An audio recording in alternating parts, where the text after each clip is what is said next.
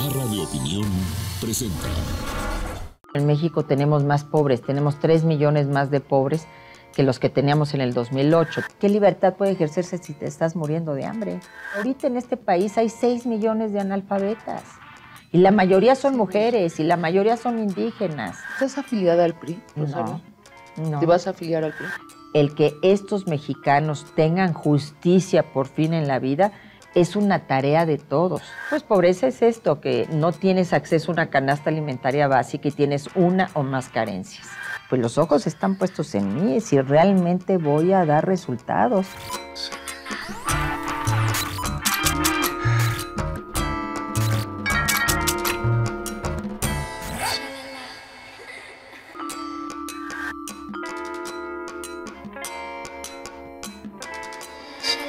Rosario Robles, secretaria de Desarrollo Social, ¿cómo estás? Muy bien, Sabina, muchas gracias. Oye, aquí al pie de los volcanes del Doctor Atl, qué extraordinaria óleo.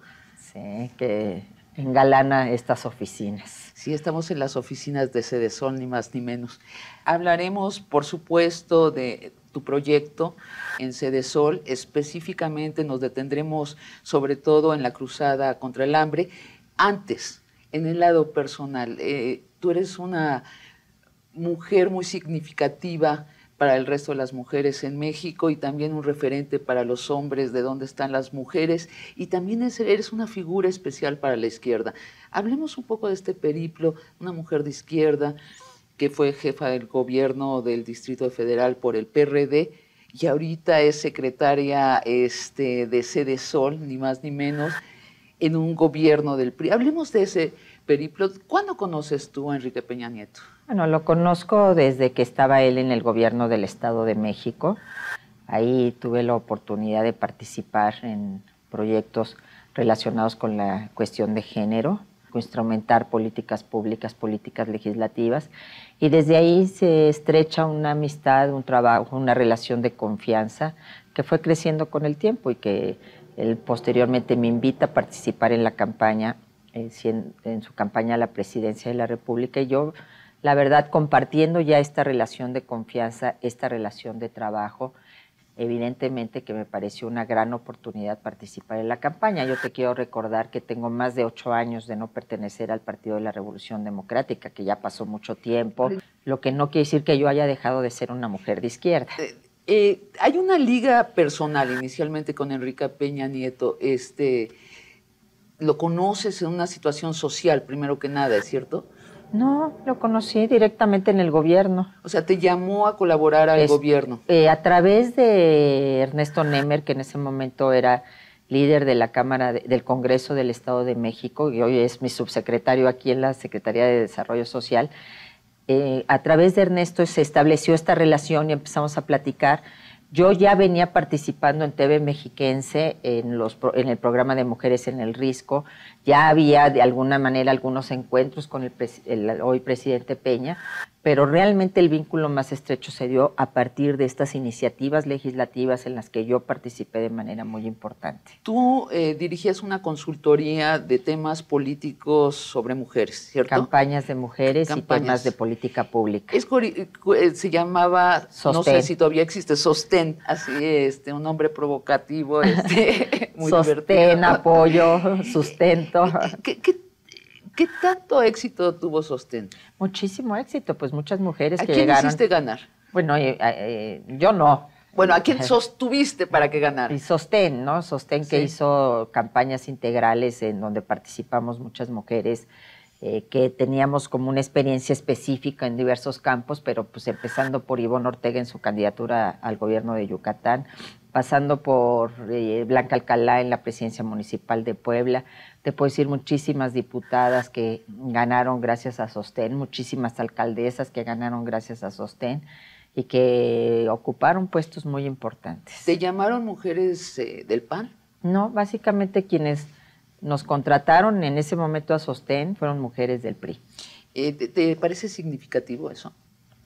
Pues es esta apertura, ¿no? Y finalmente esta coincidencia con una visión también comprometida con el género y con lo social que sectores del PRI comparten y que por eso les parecía interesante el que nosotras pudiéramos participar en sus campañas. ¿Dirías que el PRI tiene un manejo más pragmático de las campañas que la izquierda? Pues es bastante operador, el PRI opera muy bien las campañas, sabe hacer campañas. Platícanos un poco de la dinámica de la relación con Enrique Peña Nieto. ¿Cómo es? ¿Cómo se da? ¿Cómo trabaja Enrique Peña Nieto con sus colaboradores? Bueno, a mí me encanta porque es una relación de absoluta confianza. Yo creo que él escogió la participación de muchos de los que estamos aquí a partir de un criterio de confianza, de inclusión. Me gusta mucho porque es una persona que escucha, que sabe escuchar, que escucha tus planteamientos, que escucha tus propuestas, que tiene esa capacidad incluso de motivarse a partir de lo que tú mismo estás planteando. Entonces esto te genera pues una gran esperanza de que lo que vas a hacer, de lo que estás haciendo, de que si está en la misma frecuencia de lo que él está pensando, pues realmente va a tener muchas posibilidades de llevarse a cabo.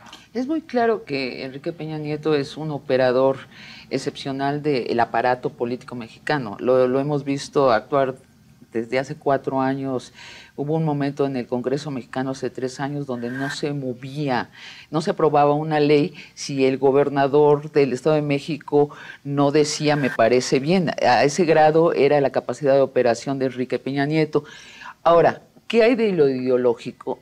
¿Cuál es la dimensión ideológica de Enrique Peña Nieto que sigue siendo para la mayoría de los ciudadanos un enigma? ¿Qué nos puedes decir sobre eso? Bueno, yo lo que puedo decir es que él tiene una plataforma, una concepción que tiene que ver con todo este estado eficaz, esta visión también de lo social como un aspecto prioritario, fundamental, un hombre comprometido con la igualdad y con la equidad, y lo demostró siendo gobernador del Estado de México.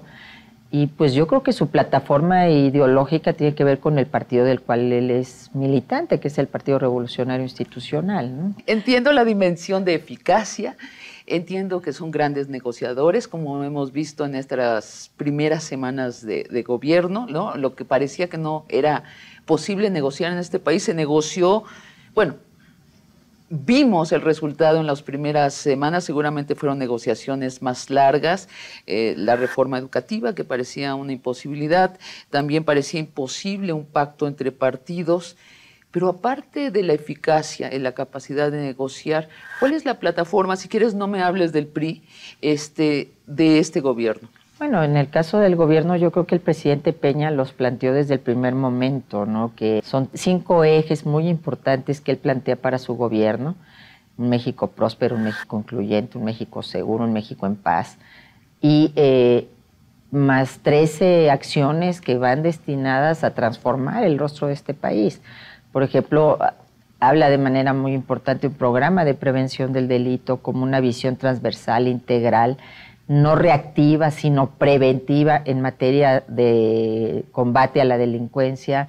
Está toda la cruzada contra el hambre, que es también una visión transversal y que significa transformar el rostro de regiones de nuestro país que están todavía, que padecen esta condición de pobreza extrema. Habla de un gran programa de infraestructura que es generar un desarrollo económico regional e incorporar al empleo a quienes viven en esas regiones. En fin, tiene una serie de ejes que son muy claros. Él es muy, en ese sentido, yo creo que él es muy pragmático, es decir, él va hacia objetivos, él va hacia resultados, él sabe que la gente tiene una esperanza en este gobierno y tiene que dar resultados muy rápido y tiene que estar en función de los compromisos que él estableció en la campaña, porque a él le gusta cumplir sus compromisos. Entonces, no se hace muchas bolas. Yo creo que él establece sus prioridades, va a sus compromisos y eso es lo que vamos a trabajar durante estos 6 años. ¿Estás afiliada al PRI, Rosario? No. ¿Te vas a afiliar al PRI? No, yo he sido invitada a participar a este gobierno como una ciudadana que soy, y que yo creo que el gran mensaje del presidente Peña es que la política social no se va a manejar partidariamente, a diferencia de lo que se hacía en el pasado con los últimos gobiernos. ¿Cómo te tratan los priistas? Muy bien, la verdad, muy bien, muy bien. Comparto con ellos muchas coincidencias, hay una visión social que tiene el PRI, todo el enfoque que nos ha mandatado el presidente Peña de una política social basada en el ejercicio de los derechos, no en prebendas, no en simplemente dádivas, no simplemente una visión asistencialista, sino los derechos que tienen todos los mexicanos a la salud, a la educación, a la vivienda, a la cultura, a la justicia. ¿Qué es lo que tenemos que hacer para que puedan ejercerse esos derechos, que no son un regalo del gobierno, sino es un derecho del ciudadano? Entonces, este enfoque lo comparto plenamente con el PRI. Se ha dicho que se te ha impuesto a tus subsecretarios. No es cierto. Platícanos de eso. ¿Por qué no es cierto? Porque los 3 subsecretarios con los que yo trabajo, con los 3 tengo una magnífica relación. 2 de ellos, Javier Guerrero y Juan Carlos Lastiri, estuvieron trabajando conmigo desde la transición, en el diseño de todo el programa social de Nueva Generación. Y en el caso de Ernesto Nemer, el otro subsecretario, pues tenemos una relación de muchísimos años. Yo misma te estoy platicando que él es el que me presenta a Enrique Peña Nieto, es decir, venimos trabajando conjuntamente desde que él era diputado en sus campañas.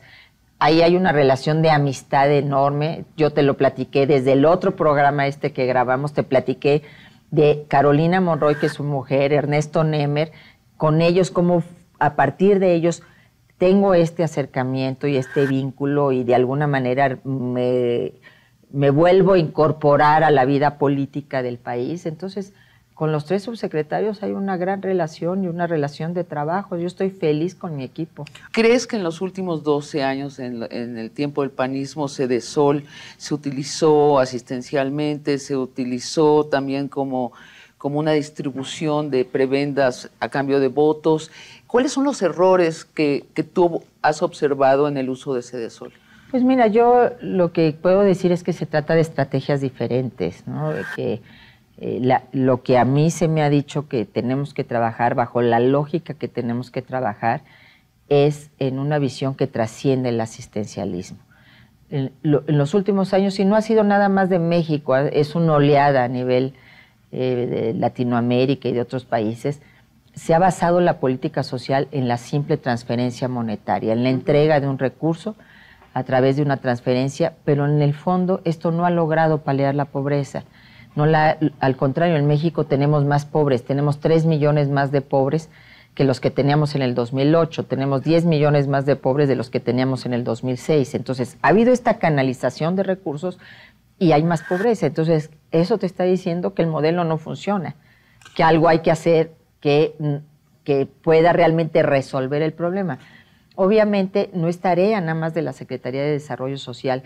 Si no hay un crecimiento económico, si no hay generación de empleos, pues la pobreza no la vas a poder reducir, porque esa es la mejor manera de redistribuir el ingreso. Pero adicionalmente tienes que ir a algo más que dar dinero. Eso es muy importante y lo tienes que hacer en lugares del país. Déjame ahorita marcar un panorama. En esos 13 puntos que el presidente Enrique Peña enunció en su discurso inaugural en Palacio Nacional el 1 de diciembre. El 1 de diciembre, varios cruzan o corresponden a Sedesol. Sí. La cámara te tomaba y estabas muy seria. Bueno, pues porque el momento era de mucha seriedad, ¿no?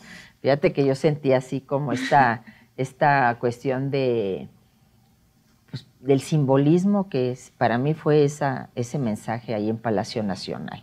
Yo sentí que teníamos presidente y para mí eso era como muy impactante, ¿no? No solamente en la mañana el haber visto que entraba por la puerta de adelante al Congreso de la Unión, que tomaba perfectamente bien su protesta y que salía por esa misma puerta sin mayor circunstancia más que el evento en sí es republicano y lo que significa otra vez tener esta figura. Y luego en Palacio Nacional, el presidente Peña dando este mensaje a la nación. ¿Desde hace cuándo no tenemos presidente? Pues bueno, no teníamos esta forma y este simbolismo, yo creo, ¿no? Que nos permitiera sentir que había una autoridad. Y sin embargo hay una ruptura con el prismo antiguo, porque a mí lo que me sorprendió del discurso, los primeros 10 minutos, la verdad es que fui por palomitas, porque dije, están hablando de nuestro pasado glorioso, o sea, de nada, porque lo que necesitamos los mexicanos es presente y futuro. No sé si estarás de acuerdo, pero yo estoy muy cansada de la retórica de nuestro pasado glorioso. Siento que lo usamos para no decir nada. Pero a partir de los 13 puntos sí era un lenguaje distinto, del priismo anterior. Era un discurso completamente pragmático, aterrizado, y además, obviamente ya consensado. Después, al día siguiente, nos vinimos a dar cuenta que era incluso consensado con los partidos, o sea, que era muy propositivo y no era filosófico, y no era patriótico, y no era todas estas cursilerías a las que nos tenía, la verdad, acostumbrado el priismo del siglo XX, donde no sabíamos si el presidente era nuestro filósofo de cabecera, nuestro gurú, nuestro tlatoani, en fin. Pero hablemos de esos puntos temas que corresponden a Sedesol. Te cito de los 13 puntos del presidente Peña Nieto. En pleno siglo XXI es indignante que millones de mexicanos padezcan aún de hambre. Lograr que las familias mexicanas tengan un piso básico de bienestar será la prioridad de mi política social. Empecemos por ¿cuánta hambre hay en México? Bueno, hay muchas mediciones y de acuerdo a la institución podemos tener una idea. Sin embargo, nosotros hemos cruzado dos indicadores muy importantes, el de pobreza extrema y el de carencia alimentaria severa. Y estamos hablando de 12 millones de mexicanos. 12 millones de 12 mexicanos millones de mexicanos. Que diario viven con no es un nivel de hambruna como te imaginas Etiopía. En África, ¿no? Okay. Es decir, no, digamos más que en puntos muy específicos, como es el caso, por ejemplo, lo que vimos de la Sierra Tarahumara, y que puede haber en determinadas regiones del país. Entonces, 12 pero millones es que 12 no tienen millones de mexicanos que viven todos los días por debajo de la línea de bienestar y que además tienen varias carencias, que no pueden ejercer varios derechos, es decir, están por debajo de esta línea de bienestar o este acceso a una canasta alimentaria básica y aparte o no tienen una vivienda adecuada o no tienen servicios en la vivienda o no tienen educación o no tienen acceso a los servicios de salud. Es decir, por eso la idea es una estrategia multidimensional. No basta nada más con repartir despensas, eso de nada nos sirve.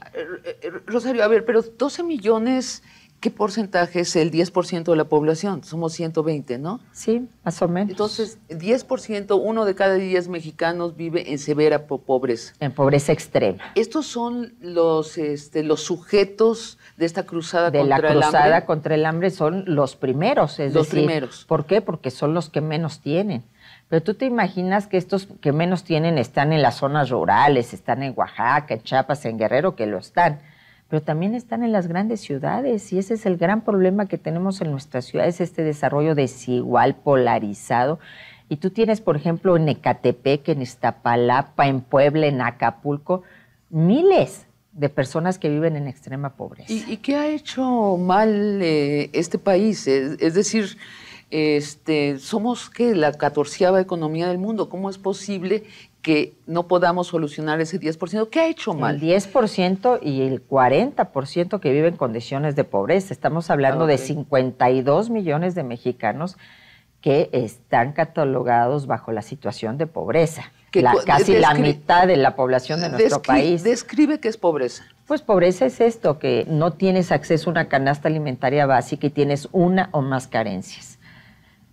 En un enfoque de diversos derechos, es decir, alimentación, salud, vivienda, educación, hasta qué punto puedes o tienes acceso al ejercicio de estos derechos y hasta qué punto eres carente de estos derechos. Entonces, ¿qué hemos hecho mal como país? Yo creo que en primer lugar, un desarrollo desigual, polarizado.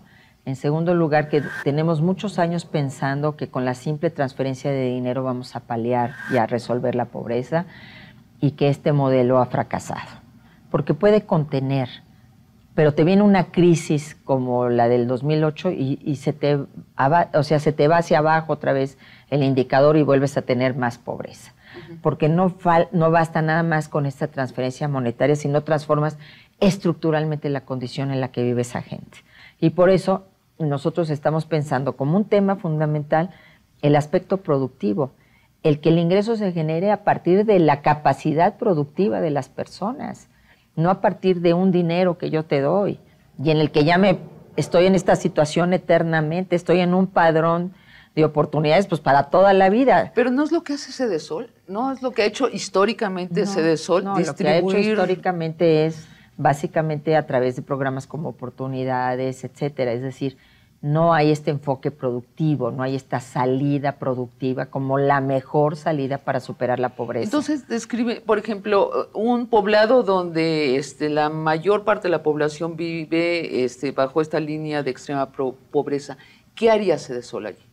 Haría una estrategia integral que implicaría no solamente fortalecer el ingreso de esas personas, ya sea a través de una transferencia monetaria o a través de un proyecto productivo, un microcrédito, un negocio, una empresa pequeña, sino que también entraríamos al aspecto de salud. ¿Hay o no un centro de salud? ¿Tiene acceso la gente a brigadas de salud? ¿Están vacunados? ¿Los niños cómo viven? Porque ¿de qué sirve que los alimentes si de todos modos van a tener enfermedades que impliquen que esa alimentación finalmente no funcione? Entonces, no es nada más la línea de alimentación en esta cruzada nacional contra el hambre, es el enfoque integral. Entonces, tienes que ir a salud, pero no saben leer ni escribir. Entonces, no hay manera de educar incluso en el aspecto alimentario y nutricional y la gente prefiere la Coca-Cola y la Sabrita a un alimento nutritivo, o no hay agua, entonces es más fácil tomar Coca-Cola porque Coca-Cola llega a todos lados, ¿verdad? Entonces todo eso lo tenemos que ir de alguna manera corrigiendo en una estrategia integral, en una acción combinada, coordinada de todas las secretarías y no cada quien por su lado y luego los gobiernos estatales por otro lado y los gobiernos municipales por otro lado. Entonces tomar cada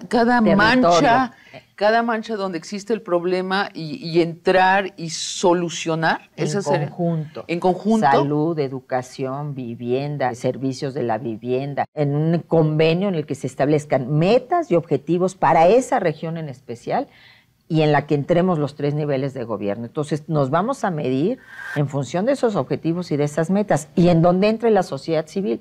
Tú tienes una sociedad civil muy participativa y tienes organizaciones, fundaciones casi de muchas empresas de México, pero vayamos ahí a donde tenemos que ir de manera conjunta, todos alineados, todos al mismo tiempo, para que realmente podamos transformar el rostro de esa comunidad y levantamos bandera blanca. Y vámonos a la otra y bandera blanca. ¿Y sería así, sería progresivo? Sí, claro. O sea, obviamente entraríamos simultáneamente. El orden es el que nos da dónde están.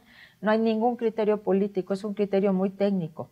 ¿Dónde están esos 11.7 millones de mexicanos? Y en donde estén, ahí es donde vamos a ir. ¿Y a esos 11 millones de una vez al mismo tiempo? Simultáneamente en muchas regiones, pero claro, en un proyecto de 6 años, ¿no?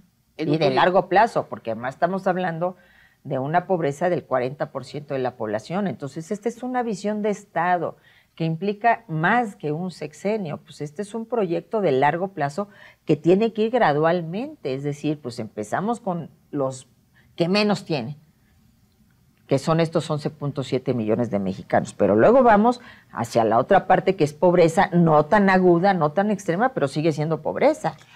Rosario, como mujer de izquierda, tú seguramente tienes estas imágenes de la época de Lázaro Cárdenas.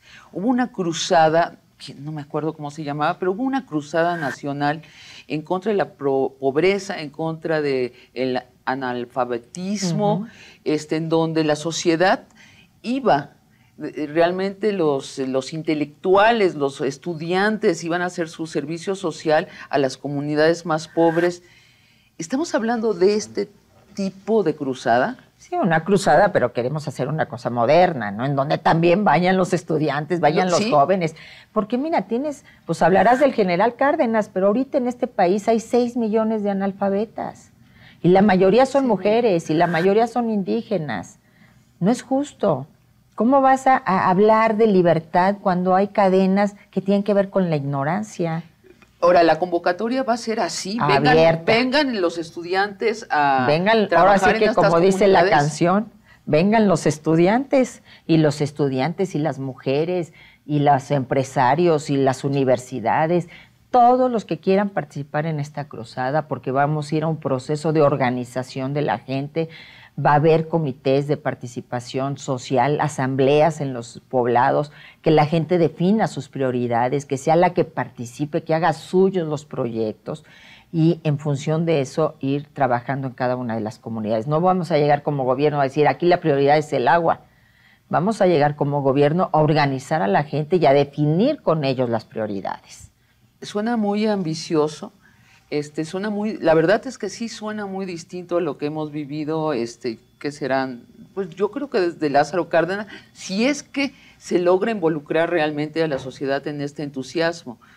Pues dependerá de nosotros y que vean que el gobierno está verdaderamente trabajando y que se presenten estos mapas a donde vamos a ir a trabajar y lo que se requiere para que todo el mundo se involucre. Pero déjame decirte una cosa, hay mucha gente interesada en participar, hemos recibido muchísimas llamadas y muchísima intención de reunirse con nosotros precisamente para involucrarse en esta gran cruzada, porque hay esfuerzos ciudadanos.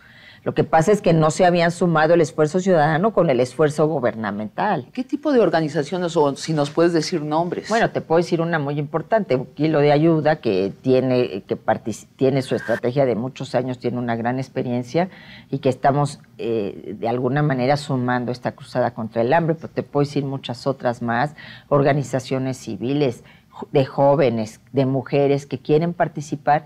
Y esta convocatoria que ha hecho el presidente Peña es una convocatoria a la sociedad. Es decir, esta cruzada es de todos. México es compromiso de todos. El que estos mexicanos tengan justicia por fin en la vida es una tarea de todos. Entonces tenemos que darnos la mano y solidariamente pensar en esos 12 millones de mexicanos. Ahora, en época de Lázaro Cárdenas había una especie de entusiasmo en donde no había una división clara entre gobierno y ciudadanos. En México sí vivimos una separación entre ciudadanos y gobierno, sí sentimos ellos que están gobernando, nosotros que estamos padeciéndolos a menudo. ¿Cómo solucionar eso, Rosario? Pues yo creo que a partir de programas muy concretos. Yo pienso que no, simplemente el que te vean trabajar. ¿Y quién se va a negar a una cruzada contra el hambre? Si van y tocan la puerta de tu casa y te dicen, Sabina, súmate a esta cruzada, pues no hay quien diga que no, pues todos vamos a estar de acuerdo en participar. ¿Esa imagen es una metáfora o es una imagen real? También. ¿Me van a tocar a mi puerta y me van a invitar? Te vamos a tocar de muchas maneras.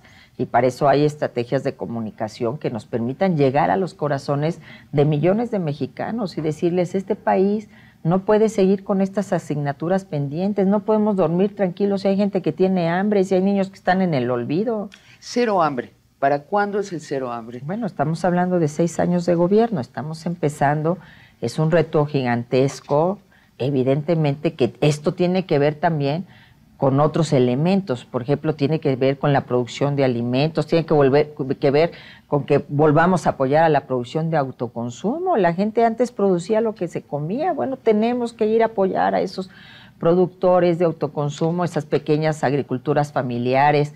Tenemos que incorporar a las mujeres como un eje fundamental en toda esta estrategia. Para mí son el puente, son la manera más fácil de llegar a construir toda esta propuesta. En fin. ¿Podemos hablar de qué nivel de cambio en 6 años, Rosario? Mira, no te puedo yo dar una cifra, no quisiera aventurarme porque hay muchos elementos que no dependen de esta estrategia, sino que vienen de afuera, ¿no? Que tienen que ver con el empleo, que tienen que ver con el crecimiento económico. Estamos en un contexto mundial complicado, en un momento determinado si se incrementan los precios de los alimentos como ha sucedido en determinadas circunstancias, pues esto te golpea directamente a tu estrategia, aunque estemos tocando puertas y trabajando todos los días. De un plumazo te echan abajo todo lo que has hecho, solo porque subió el precio del maíz o del frijol. Entonces, o como del huevo nos pasó recientemente, ¿no? Entonces, hay que ir con mucha cautela y mucha prudencia, pero yo estoy absolutamente segura que con esta estrategia integral, con la participación de la gente, que es lo que la gente puede aportar es su trabajo. La gente que vive en condiciones de pobreza no puede aportar recursos, no puede aportar capital, pero puede aportar trabajo y con este trabajo podemos hacer mucho más de lo que ahora se hace. Entonces todo eso combinado para mí tiene que dar resultado, es decir, ¿Hasta dónde lo vamos a ir midiendo con el tiempo? Porque nos vamos a someter a mediciones. Pero lo más importante es que estás generando cohesión social. Que la medida que la gente está participando, estás cohesionando a la comunidad.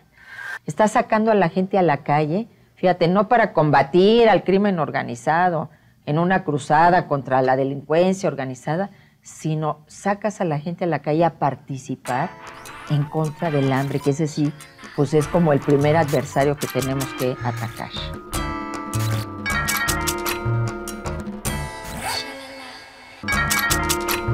También el presidente habló del programa de seguro de vida para las jefas de familia.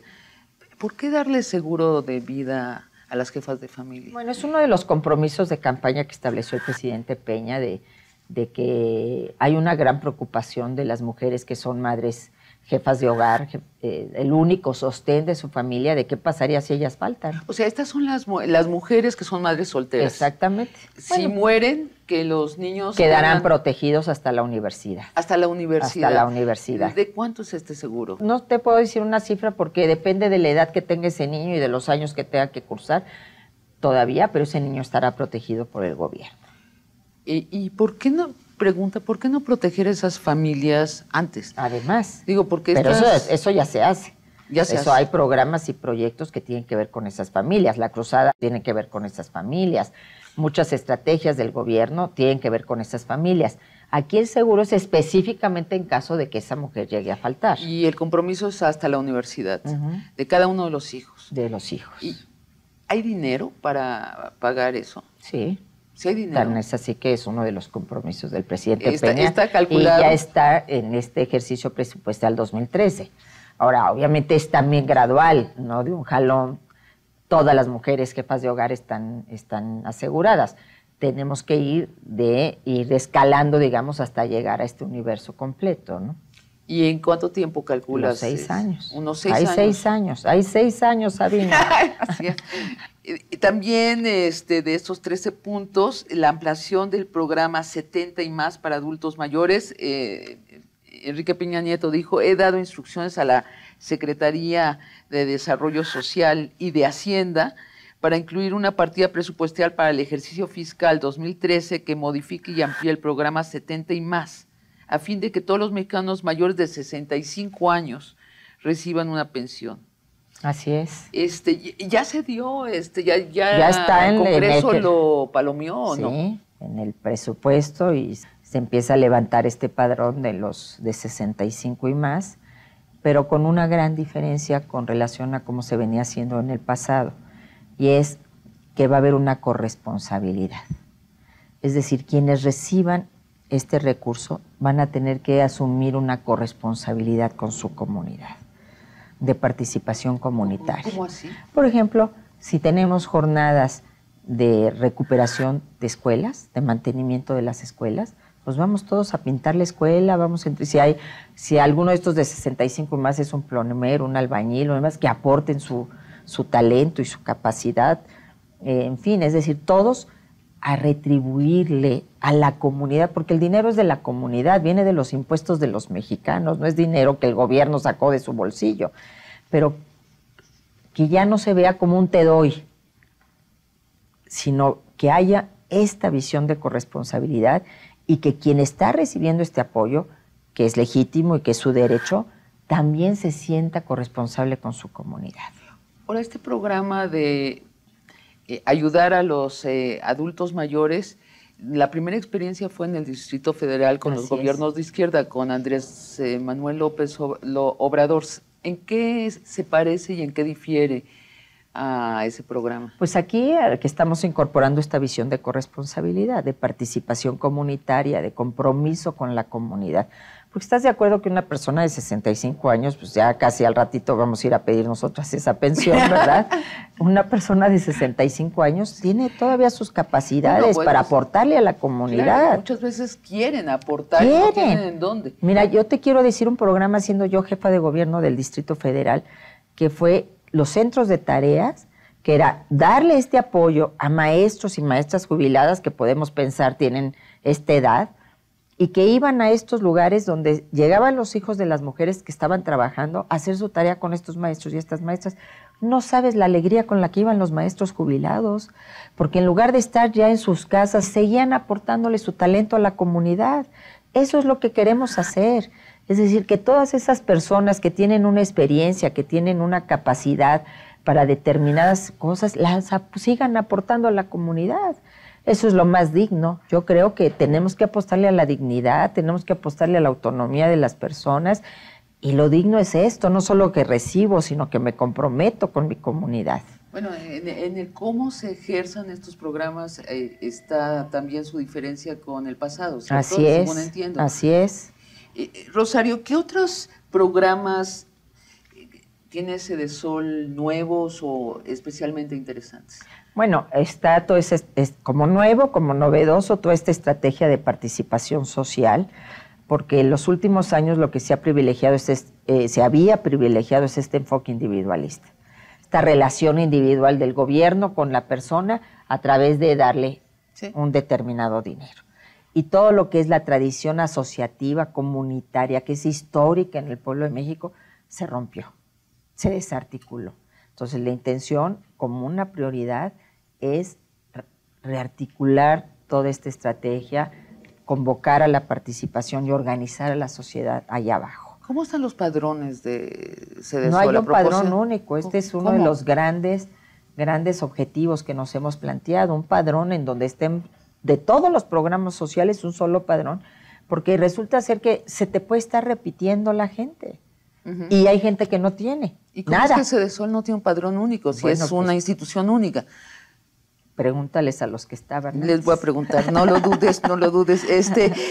Educación artística en las escuelas, ¿es cierto que se van a ampliar los horarios de las primarias? 40,000 escuelas de tiempo completo que ha comprometido el presidente Enrique Peña, ahí donde las mujeres están trabajando, y entonces el tiempo sin supervisión de niños y niñas, pues se convirtió en grave problema social. Te genera pues situaciones de embarazo adolescente, Sí, claro. de la palomilla a la pandilla, etcétera. Entonces, el que puedan estar en la escuela y que se abran los espacios en la tarde para educación artística, para deporte, para inglés, que a mediodía tengan un alimento adecuado. Tenemos primer lugar en obesidad infantil en este país, es increíble. No estamos hablando de 52 millones de pobres, de 12 millones en extrema pobreza, y somos un país de obesos. O sea, ¿no te parece paradójico? No, porque los obesos no es que estén bien alimentados, es que están mal alimentados también. Pero la gente vive en pobreza y con obesidad. Sí. Entonces, evidentemente que este modelo de escuelas de tiempo completo es uno de los grandes programas del presidente Peña, porque son como varios aspectos que, ahora sí que matas varios pájaros de un tiro. Con la extensión de la jornada tienes al niño alimentándose adecuadamente, tienes recibiendo una formación integral, están en la escuela en lugar de estar en la calle sujetos a cualquier circunstancia, o en la casa que se accidentan, etcétera, niñitos, cuidando a niñitos más pequeños. Ayudas a las madres. Ayudas a las mamás a que estén tranquilas, se vuelvan más productivas porque están sus hijos bien cuidados. Son muchos aspectos. ¿Pero qué van a hacer? ¿Gimnasia todo el día? No, porque... en la mañana tendrán su clase formal. Pobres niños, de 2 a 4 de la tarde a gimnasia. Son felices. Son felices, no, gimnasia, educación artística, educación para la paz, valores, mucho. Se puede hacer una currícula muy atractiva para los chavos. Recientemente el presidente de Conaculta, Rafael Tovar y de Teresa, dijo, pero ¿cómo educación artística en las escuelas? Sí, ¿dónde están los maestros de educación artística? Bueno, hay que formar también. Pero yo creo que, mira, yo conozco modelos de escuelas de tiempo completo. Te puedo hablar de Ciudad Juárez, donde fue una estrategia local para abatir los índices de inseguridad, y en las colonias donde las mujeres se van a la maquila y que se van todo el día y que los niños salían a las 4 horas de la escuela y ahí andaban. El modelo ha permitido incorporar en la tarde, tal vez no al profesor tradicional, sino a mucha otra gente que está dispuesto a apoyar en este tipo de actividades artísticas, actividades deportivas, etcétera.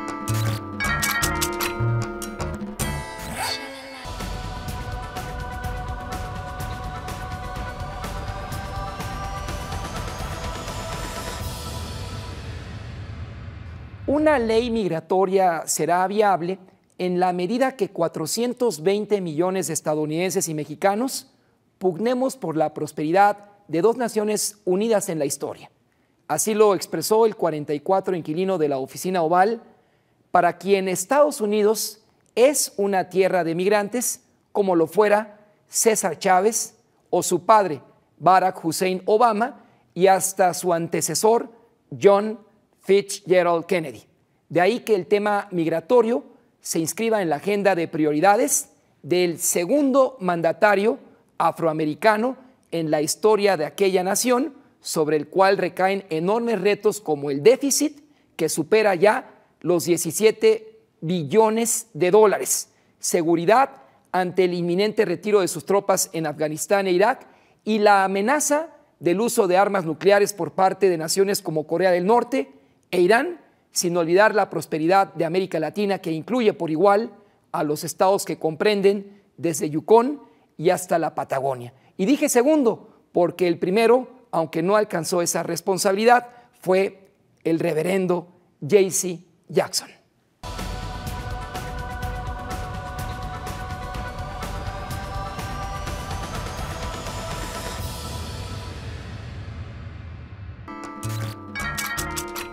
Y los estudiantes de este país, sus servicios sociales, ¿por qué no están engarzados con Sedesol y con Conaculta? ¿Por qué no se les integra en este tipo de proyectos nacionales? Es uno de los grandes retos, ¿no? Volver a retomar el servicio social como eso, un servicio social. ¿No? Porque se ha reducido ahora el que estén en una oficina, estén archivando, estén llevando la agenda del jefe y no estén aplicando los conocimientos en una comunidad, que ese es el sentido del servicio social, y queremos recuperarlo de manera muy importante. Rosario, ¿sigues siendo feminista? Absolutamente, siempre lo seré. ¿Cómo defines tu feminismo? Pues bueno, mi compromiso con las mujeres, la visión de género presente siempre en todas las políticas que a mí me va a tocar instrumentar. ¿Qué observas tú como feminista? ¿Qué pasó?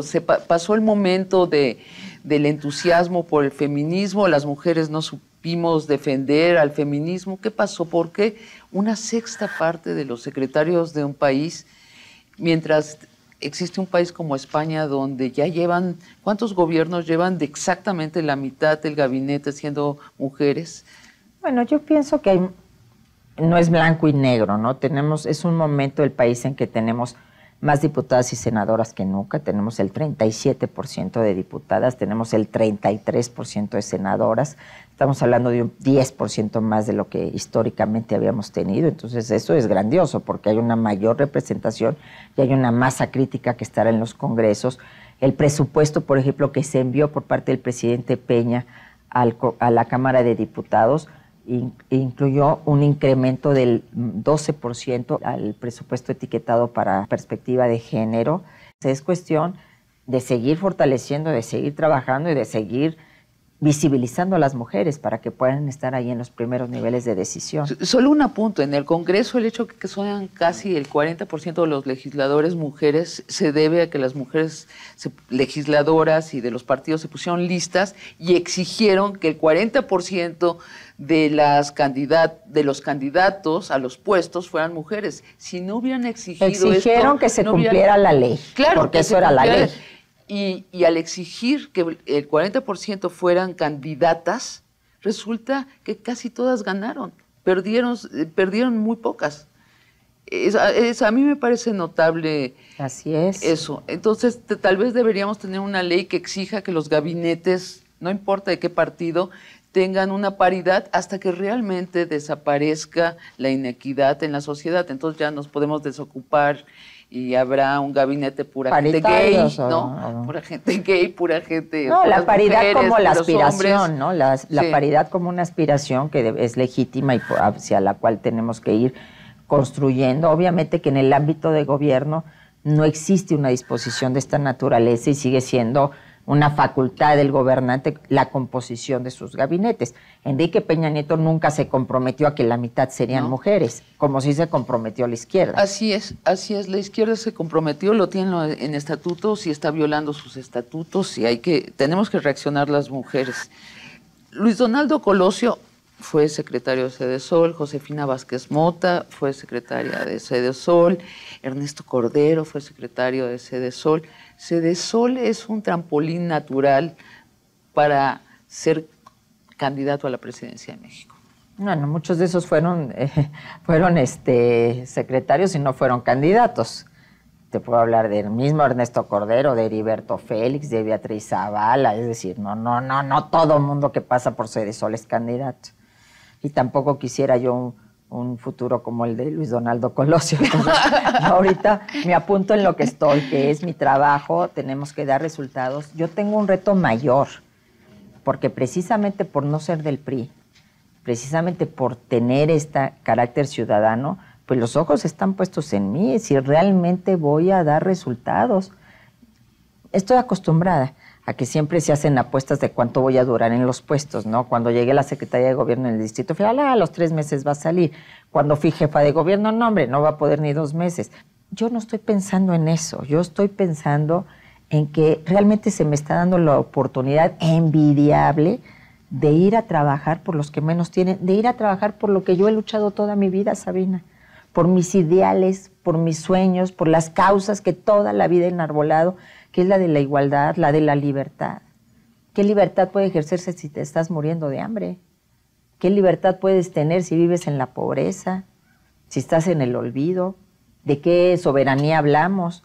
Entonces, ese es el trabajo que a mí me están poniendo ahorita en bandeja de plata y yo solo pienso en eso y pienso en estar yendo con la gente y organizar y poder llegar de manera coordinada, concurrente, en convenio, en diálogo con los gobernadores, porque no se trata de que Sedesol se ponga la estrellita. Los únicos que tienen que ponerse la estrellita es la gente ahí abajo, que pueda comer, que pueda tener una vivienda digna, que pueda tener acceso a la salud, a la educación.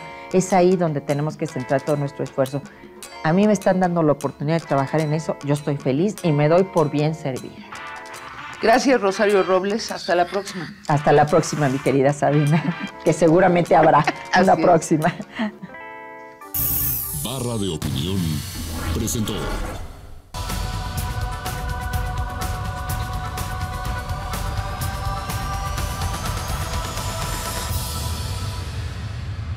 Durante el 2013, el gobierno del Distrito Federal otorgará un importante beneficio fiscal a más del 90% de los capitalinos con vehículo, a través del 100% de subsidio al impuesto sobre tenencia de aquellos automóviles cuyo valor, una vez depreciado, sea menor de 250,000 pesos. Para acceder a este beneficio se debe pagar el refrendo vehicular de 411 pesos, estar al corriente en el pago de tenencias de años anteriores y contar con la tarjeta de circulación con chip vigente, o al menos pagar los derechos correspondientes a la renovación. Adicionalmente, por primera vez, se otorgará un descuento del 7% en el pago de tenencia de enero a marzo a las personas físicas y morales sin fines de lucro cuyo valor de vehículo una vez depreciado sea superior a los 250,000 pesos. Este descuento del 7% aplicará también hasta el 31 de diciembre para los capitalinos que adquieran un vehículo nuevo con un valor superior a los 250,000 pesos. Por otro lado, durante los meses de enero a marzo podrá realizarse el pago de tenencia a meses sin intereses. Acudan a nuestra página web www.finanzas.df.gov.mx.